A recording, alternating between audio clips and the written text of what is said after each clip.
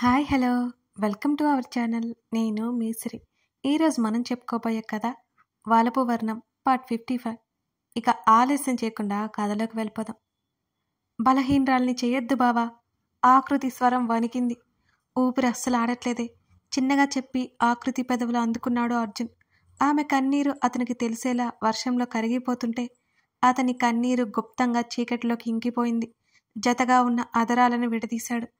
ఆమెని ఎదమీదకి పొదువుకున్నాడు. ఆకృతి అలాగే అర్జున్ మీదకి వాలిపోయింది. ఎందుకిలా చేస్తున్నావు? వెక్కిళ్ళి పెడుతూ ఏడుస్తోంది ఆకృతి. నేను నిన్ను దూరం చేసుకోలేను అని అర్థం అని అన్నాడు అర్జున్. కానీ నువ్వు వద్దు నాకు. అతని షర్ట్ గట్టిగా పట్టుకుంది ఆకృతి. నీ మాటలు నన్ను దూరంగా ఉండు అని చెప్తున్నా నీ మనసు అంగీకరించలేదు. అందుకే ఈ కన్నీళ్ళు అని అడిగాడు అర్జున్. లేదు, అలాంటిదేం లేదు. ప్లీజ్ బావా, నాకు దూరంగా ఉండు. ఆమె ఏడుస్తోంది. ఉంటాను. ఎంతకాలం? ఇంత పరిమితి అని చెప్పు, ఉంటాను అంతే. కానీ శాశ్వతంగా మాత్రం ఉండలేను అన్నాడు ఆమె తల మీద ముద్దు పెడుతూ అర్జున్. ఉండాలి బావా, శాశ్వతంగానే ఉంటాం కూడా అంది ఆకృతి. విసురుగా దూరం జరిపాడు. అలాగే కూర్చొని ఏడుస్తోంది ఆమె. ఎందుకు ఎంత చెప్పినా అర్థం కావట్లేదు నీకు? నా మీద కొంచెం కూడా జాలి కలగట్లేదా అని అడిగాడు అర్జున్. ఆమె ఏడుస్తూ మౌనంగా ఉంది. అర్థమైంది, నువ్వు మారవని అర్థమైంది. ఇంకా నీ మనసులో ఉన్న భయం ఏంటో తెలియట్లేదు నాకు. కనీసం వివిధ చెప్పగానే అర్థం చేసుకుంది. నువ్వెందుకే అర్థం చేసుకోవట్లేదు? కనీసం చేసుకోవాలని కూడా అనుకోవట్లేదు కదా. ప్రేమ లేదని మాత్రం చెప్పకు, చంపేస్తాను. లేదు అన్నావంటే చూస్తావు. నువ్వు ఎన్ని రోజులు ఇలా ఉంటావో చూస్తాను. నా ప్రయత్నం మాత్రం ఆపను. నిన్ను ప్రేమిస్తూనే ఉంటాను అని లేచి బైక్ స్టార్ట్ చేశాడు అర్జున్. కొన్ని నిమిషాలకి కళ్ళు తుడుచుకుని బైక్ మీద కూర్చుంది ఆకృతి. ఈసారి వాళ్ళ ప్రయాణం చాలా మౌనంగా సాగింది. మౌనానికి భయం పుట్టేలా సాగిపోయింది. అశ్విన్కి కాల్ చేసి ఇంటికి వెళ్ళి తర్వాత రోజు ఉదయాన్నే వచ్చేస్తాము అని చెప్పాడు అర్జున్. తన వైపే చూస్తున్న అశ్విన్ని చూసి కూర్చో అశ్విన్, ఎదురుగా ప్లేస్ చూపిస్తూ అంది ఐశ్వర్య. బొమ్మల ఐశ్వర్య చెప్పింది చేశాడు. ఐసు, నిజంగా నీకు నేనంటే ఇష్టమా? మాట రాక ఆపేశాడు. నువ్వంటే ప్రేమరా అంది కన్నీళ్లతో. నాకెందుకు చెప్పలేదు నువ్వు? నాకు తెలిసేసరికి టైం పట్టింది. అతన్ని హత్తుకుంది ఐశ్వర్య. ఐసు, సూసైడ్ చేసుకోవాలని ఇలా అనుకున్నావు? నేనేమైపోయావన్నీ బాధగా అడుగుతూ ఆమె నుదుటి మీద ముద్దు పెట్టుకున్నాడు అశ్విన్. అశ్విన్ అని అతని కొంచెం దూరం జరిగి అతని వైపు చూస్తూ, నేను సూసైడ్ చేసుకోవాలనుకుంది ఎందుకో తెలుసా? నువ్వు నన్ను ప్రేమించలేదని అంది ఐశ్వర్య. అయోమయంగా చూశాడు అశ్విన్. అవును అశ్విన్, కిషోర్ మాట్లాడుతుంటే నువ్వే అనుకుని పొరపాటు పడ్డాను. అతని మాటల ద్వారా నా మీద నీకున్నది ప్రేమ కాదు, ఇంకేదో అని నాకు అర్థమై తట్టుకోలేకపోయాను. నువ్వు చెడుగా ఉంటే నా మనసు భరించలేకపోయింది. చచ్చిపోవాలనిపించింది అని ఐశ్వర్య ఏడ్చిందిక. నన్ను లాగపెట్టి ఒక్కటిచ్చి అడిగి ఉండాల్సింది ఐషు అన్నాడు ఆమెను హత్తుకుంటూ అశ్విన్. నాకంత ధైర్యం సరిపోలేదు, చాలా బాధేసింది అంది ఐశ్వర్య. థ్యాంక్ గాడ్ నీకేం కాలేదు అని ఆమె చుట్టూ ఇంకాస్త చేతులు బిగించాడు అశ్విన్. థ్యాంక్ అర్జున్ అండ్ ఆకృతి అనాలి అంది ఐశ్వర్య. తల ఊపుతూ నవ్వాడు అశ్విన్. మరి నాకో అని అనిపించడంతో ఇద్దరు గబుక్కున దూరం జరిగారు. అంతేలే, నేను నీకు కనిపించను, ఏడు మొహం పెట్టుకుని ఉంది నవిక. అదేం లేదే, నెక్స్ట్ మా నవి కూడా హెల్ప్ చేసిందని చెప్పేద్దామని అనుకున్నాను. నువ్వు ఈలోపు ఎంట్రీ ఇచ్చా. అయినా మా మాటలు వింటున్నావా? కోపంగా చూసింది ఐశ్వర్య. నేనేం వినట్లేదు, బయటికి తుర్రుమంది నవిక. నవ్వుకున్నారు అశ్విన్ ఐశ్వర్యలు. అర్జున్ ఇంటి ముందు బైక్ ఆపగానే మౌనంగా దిగి ఇంటివైపు నడిచింది ఆకృతి. కాలింగ్ బెల్ కొట్టగానే విజయ డోర్ తెరిచింది. అలా తడిచిపోయావేంటి, లోపలికి రా. వెంటనే టవల్ తెచ్చి ఆకృతిని సోఫాలో కూర్చోబెట్టి తల తుడిచింది విజయ. నాని ఎక్కడా? ఇంతకీ మీ ఫ్రెండ్ పెళ్ళి ఎలా జరిగింది అంది ఆకృతి. అర్జున్ ఏం చెప్పాడో అర్థమై బాగానే జరిగిందమ్మా అంది ఆకృతి. అయినా మీరేంటే, ఎవరో చెప్పేదాకా పెళ్ళి ఉందని గుర్తులేదా? ఈ బట్టల్లోనే వెళ్ళా. పెళ్ళికి వెళ్తే ఎలా ఉండాలి అంది విజయ. అమ్మా, ఇప్పుడు నేను వినలేను, తలనొప్పి వస్తుంది, వెళ్ళి పడుకుంటా అంది ఆకృతి. ఇంతకీ ఏమైనా తిన్నావా అని అడిగింది విజయ. తిన్నాను అని అక్కడి నుంచి లేచి తన గదిలోకి వెళ్ళిపోయింది ఆకృతి. తర్వాత రోజు కాలేజీకి వెళ్ళారు ఎప్పట్లాగే. కానీ అర్జున్ ఇంతకు ముందులా ఆకృతితో ఏమీ మాట్లాడడం లేదు.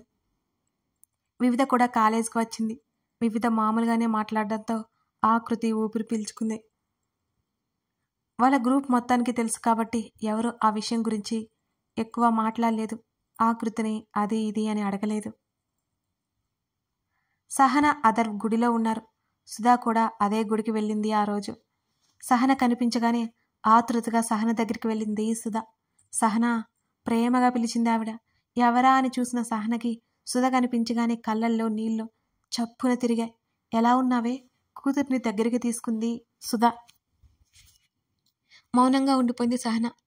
కోపంలో ఏదో అన్నాను అని ఇల్లు వదిలి వెళ్ళిపోతావా అని అడిగింది సుధ ఏడ్చేస్తూ. లేదు మమ్మీ, మీరు కోపంలో అనలేదు. కోపంలో అన్న వాళ్ళైతే ఇన్ని రోజులు దూరంగా ఉంటే ఒక్కరోజైనా దగ్గరికి తీసుకోలేదు. నా మీద మీ కోపం కాదు, అంతకంటే ఎక్కువే.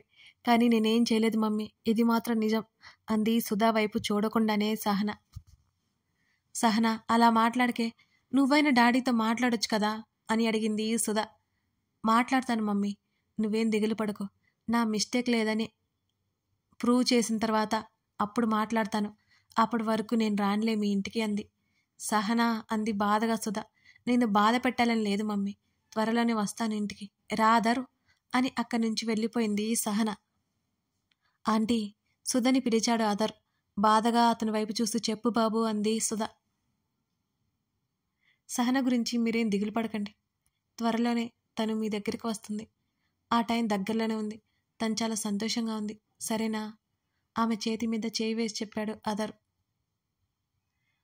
తల ఊపి ఆ రోజు కోసం ఎదురు చూస్తూ ఉంటాను అంది.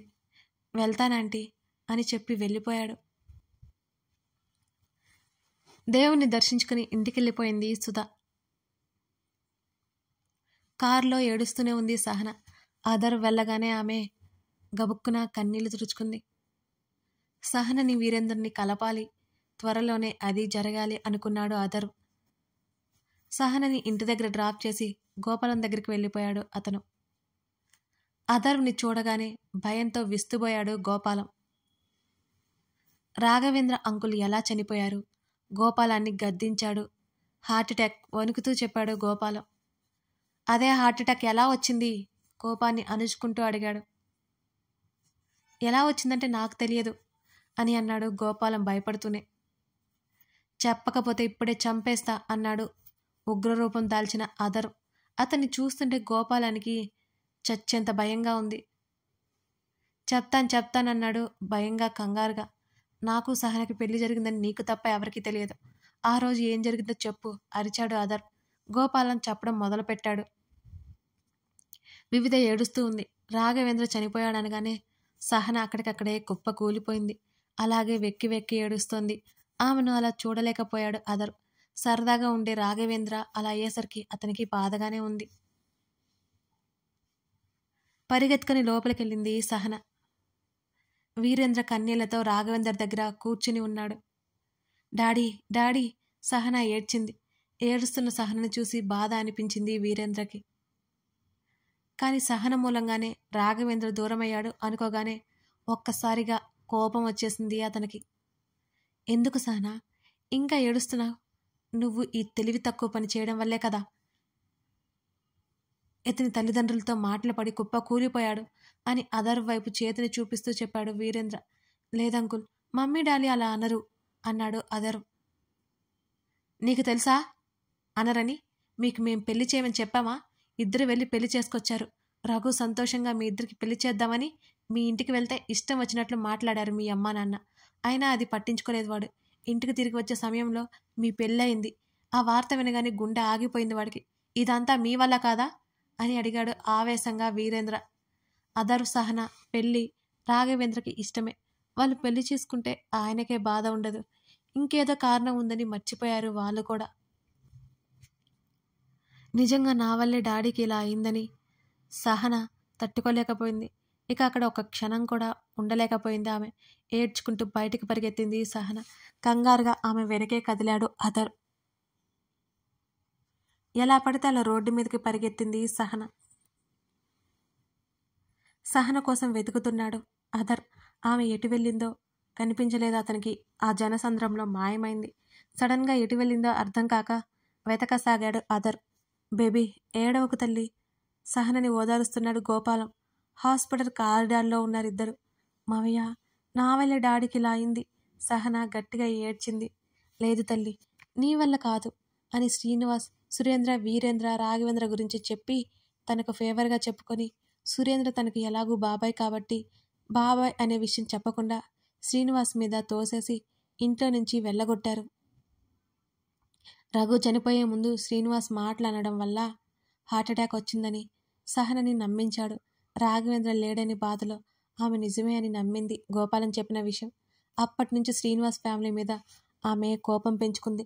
వీరేంద్ర వాళ్ళ దగ్గర ఉండకుండా హాస్టల్లో ఉంది. అదర్ ఎంత చెప్పినా తను ఇంటికి వెళ్ళలేదు కూడా. సహన వల్లే అలా అయిందని కోపంలో ఉన్నాడు వీరేంద్ర. ఇవన్నీ తెలియని సుధా వివిధ వీరేంద్ర చెప్పిందే నిజం అనుకున్నారు. కానీ అందులో తన తప్పు ఏముంది అని వివిధ అడిగినా కోప్పడి నాకు నువ్వు ఒక్కదానివే కూతురువే అని తేల్చి చెప్పేశాడు వీరేంద్ర. చెప్పడం ముగించాడు గోపాలం. గోపాలంని ఇష్టం వచ్చినట్లు కొట్టాడు అదర్. అదర్ ఎక్కడికి వెళ్ళాడనుకుంటూ అతను ఇంతకు ముందు ఉండే ఇంటికి వచ్చిన సహనకి అదరుకి సర్ప్రైజ్ ఇద్దామని అనుకుంటూ మొత్తం విని అక్కడే కుప్పకూలిపోయింది. వెనక్కి తిరిగి చూసిన అదరుకి ఆమె ఏడుస్తూ కింద కూర్చుండిపోయి కనిపించింది. కంగారుగా సహన దగ్గరికి చేరాడు అదర్. ఏడుస్తూ అదర్ వ్యాధి మీద వాలిపోయింది సహన. అదంతా సహన వినేసరికి భయంగా చూస్తూ ఉన్నాడు గోపాలం. సహన గురించి అతనికి తెలుసు. ఆమె కోపం గురించి కూడా తెలుసు. ఆమె ఒక్కసారి తన వాళ్ళు కాదు అనుకుంటే వాళ్ళని ఏదైనా చేసేయగలదు. భయం పెరిగిపోయింది గోపాలంలో. కొంతసేపటి తర్వాత తేరుకొని గోపాలాన్ని చూడగానే ఇంకేం మాట్లాడలేకపోయింది. ఎంత నమ్మాను మావయ్య నిన్ను. ఎవరి మీద పగతో కేవలం డబ్బు కోసం నీ మేనకోడల జీవితాన్ని నాశనం చేస్తావా? నిన్ను మావయ్యని అని పిలవాలంటేనే కంపరంగా ఉంది. నిన్ను నమ్మి నా వాళ్ళందరినీ దూరం చేసుకున్నాను కదా మావయ్య. నువ్వు చెప్పింది విని పెళ్లి చేసుకున్నాను. ఇంకా పగ పెంచేసుకున్నాను వాళ్ళ మీద. వాళ్ళ నా సొంత వాళ్ళైనా మంచి వాళ్ళని తెలియకుండా ఎంత జాగ్రత్తగా వ్యవహరించావు మావయ్య. వాళ్ళ నుంచి డాడీని, రఘు డాడీని నువ్వే విడదీసి ఉంటావు. నిజమే కదా ఇది? సహన చివరి మాటలు వచ్చేసరికి కోపంగా అరిచింది. అవును అన్నాడు భయపడుతూనే. నీ వల్ల డాడీని కూడా దూరం చేసుకున్నాను. అదరు నన్ను డాడీ దగ్గరికి తీసుకెళ్ళవా ప్లీజ్ అంది ఏడుస్తూనే. సరే నువ్వేడకు. వీడు చెప్పిందంతా రికార్డ్ చేశాను. అంకుల్కి చూపిస్తే డెఫినెట్గా నమ్ముతారు. నువ్వు నిశ్చింతగా ఉండు ధైర్యం చెప్పాడు అధర్. సహన నన్ను క్షమించమ్మా. తన తప్పేంటో తెలిసొచ్చింది గోపాలానికి. సహన అంతగా ద్వేషిస్తూ ఉంటే తట్టుకోలేకపోయాడు. అంతలా బాధపడుతుంటే కష్టంగానే ఉంది. ఆమె అతన్ని ఏమీ చేయలేకపోవడం ఇంకా ఆశ్చర్యంగా ఉంది గోపాలానికి. అసహ్యంగా చూసింది సహన. వదిలే అదర్, నా కళ్ళకి కనిపించొద్దని చెప్పు. సొంత అక్క బావలని ఎలా మోసం చేశాడు? వెళ్ళమని చెప్పు అతన్ని ఇక్కడి నుంచి గట్టిగా అరిచింది సహన. గోపాలం కట్లు విప్పేశాడు అదర్. సహన బ్రతిమాలన వినిపించుకోలేదు. గోపాలం అక్కడి నుంచి వెళ్ళిపోయాడు. ఏడుస్తూ అదర్విని పట్టుకుని ఉండిపోయింది సహన. గోపాలం సరాసరి వీరేంద్ర దగ్గరికి వెళ్ళాడు. ఆకృతిని అర్జున్ని గమనించింది వివిధ. ఎవరికి వారే యమున తీరే అన్నట్లు ఉంది వారిద్దరి పరిస్థితి.